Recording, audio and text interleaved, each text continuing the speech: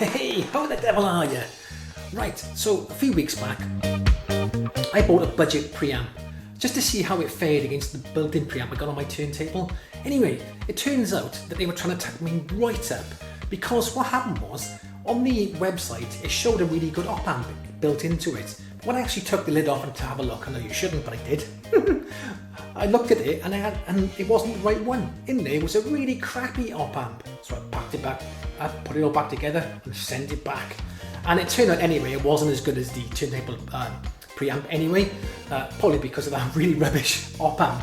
If you want to see that video, I'll just put a link here for it. Anyway, so I sent that back. But ideally I wanted it to put a headphone socket in. I've got a turntable with a built-in preamp. I've got powered speakers but no headphone socket. So I want to listen to something with headphones. So what I did, I didn't want to spend a lot of money, didn't want to spend another 50 quid and waste it up to send it back.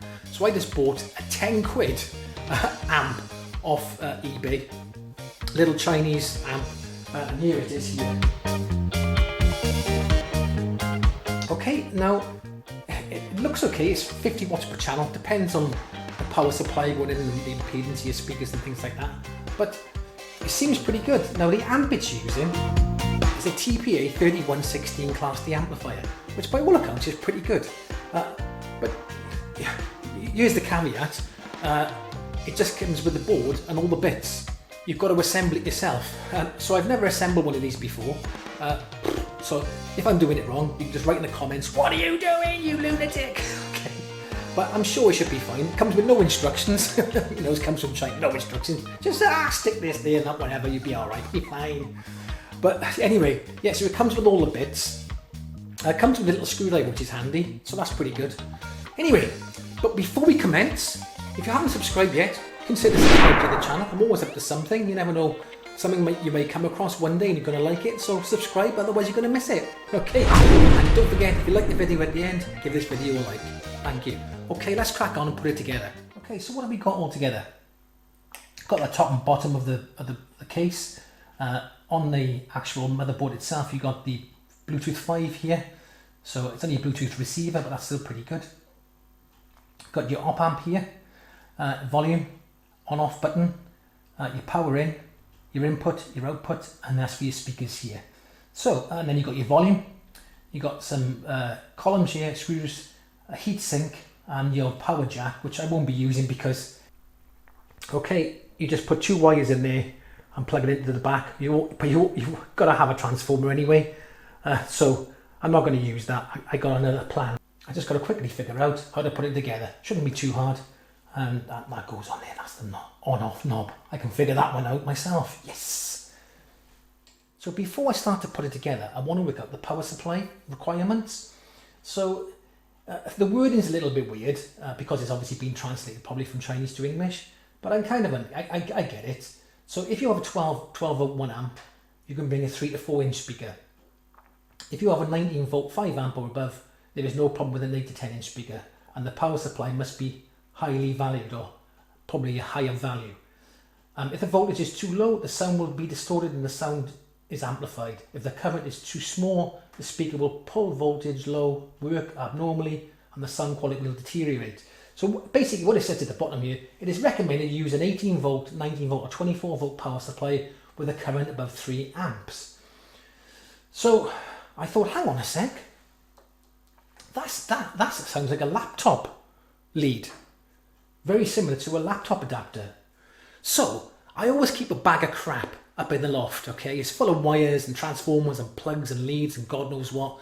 My wife always asked me, why do I keep this flipping stuff up in the loft? Just chuck it out. I said, you never know when it's going to come in handy. So today I can prove myself right. Yes! Oh, yes!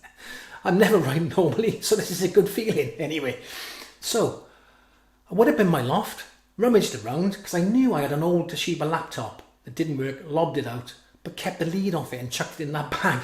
So I went up in my loft, lo and behold, would you believe, he's right in there, job done. Now I want to just check on it to make sure it's the right power supply.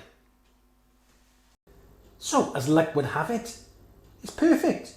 19 volts, 3.42 amps, so beautiful. Now, the only thing is, this is the wrong size. This is a 5.5mm to 2.5mm, 2.5mm, and now on the website it says the power input is 5.5 to 2.1. So what I did, I went on Amazon and I managed to find an adapter that goes to 2.1 here. So I just pop that on the end there, and job's a good one. Okay, so I got my power supply sorted, or power source sorted. Now I just got to assemble this together. First thing I want to do is put on this heatsink. It's not the biggest of heat sinks. It's not bad for the size of what it is. It's not too bad. In the actual picture online, it looks like it's like that way. No, I don't know whether it makes a difference, but I think I prefer it that way. And the reason being is that this is open here, so there's more air can get through that way than if it was that way. That's what I think. If any of you disagree with me, please let me know. I can always take it apart and turn it back again. If there's a reason why it shouldn't be that way, then let me know. All it is a sticky thing on the bottom, which I just stick on, I suppose. There you go. Just stick that on there. Make sure I get it in the right place.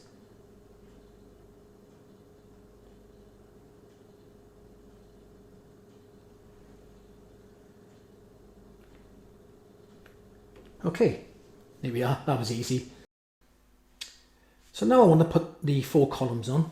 So looking at the outlay here, I'm looking at the speakers and the holes there, matching them up to the bits on the bottom. That sits on there like that, and that sits on top like that. So I've got to put these 4 columns on now. So I'm guessing the best way to do it would be to start from the bottom and then put the top on later. So all I've got to do now is put the columns on. So put the screws through here, like so, and then screw the columns to the bottom. And what I'll do, I'll come back in a sec after I've done all 4 columns. Okay, so I got the base attached now and the 4 columns on. So what I'm going to do now is pop the top on, and then just screw the top in just here. Okay, I'll come back when these are on. Right, that's all on there. All I've got to do now is put the on off button on there. There we go. There we go. Not on there not on there exactly tight. Now I've got to put the volume button on.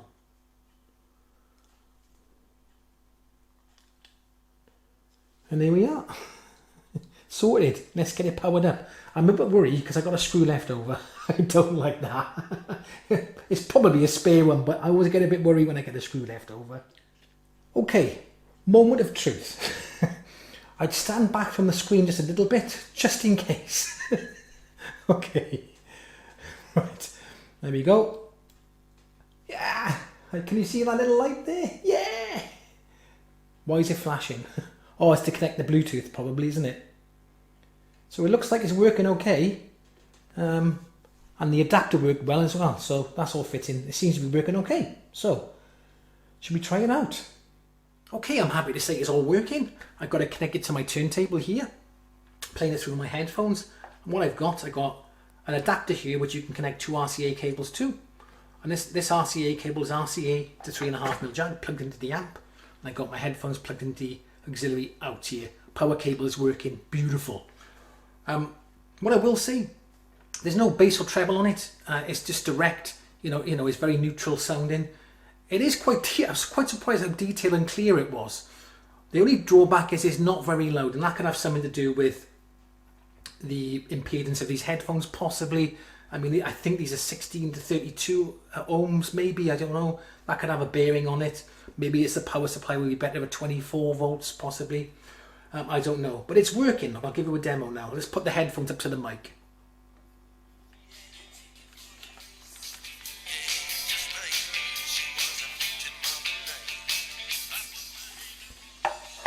Okay, so there you can see it's working.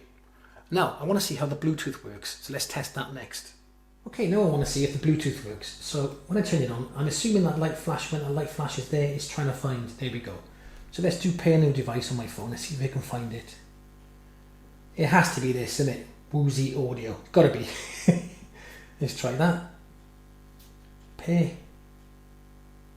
Okay, there we are. It's paired. So let's play some music through it to see if it works. So yeah, it works. Obviously, you wouldn't want to pair it for your phone. You just put your headphones in your phone. There's no need for an amp. I just wanted to see if it was working. But if you was these connected to speakers, then you can Bluetooth your phone to that, then to the speakers. So it is working. I'll just show you now on my headphones. You can hear it now. Don't want to play too much of that, but it's working. I wanted to see how the USB function was. So what I did, I had a USB to USB lead and I plugged into my PC. It just plug and played. Plugged it in, the computer detected it, and then it said it's ready to use. And yeah, and it works. So I got my headphones plugged in. I got some YouTube music now, copyright free music here. I'll play through my headphones. There you go.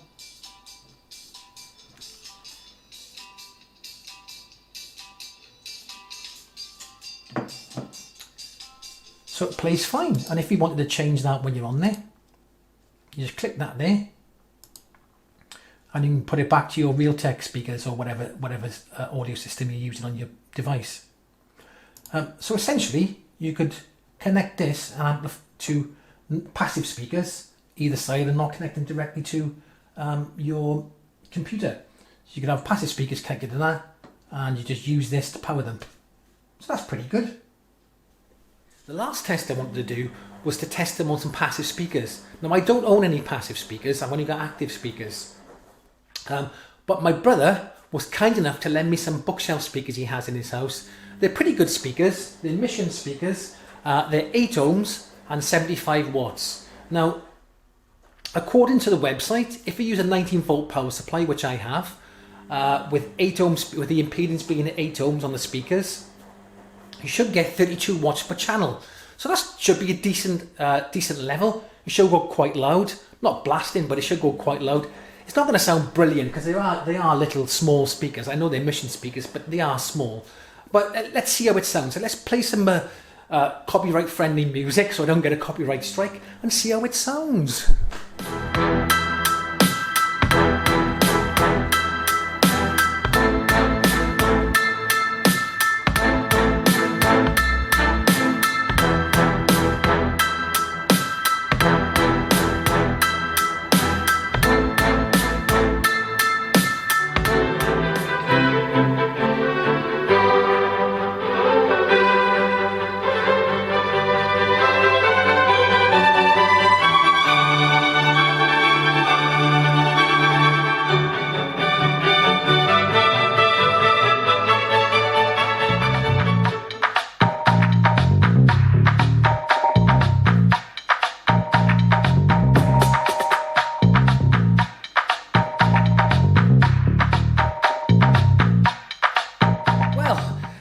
Actually pleasantly surprised. It performed decently.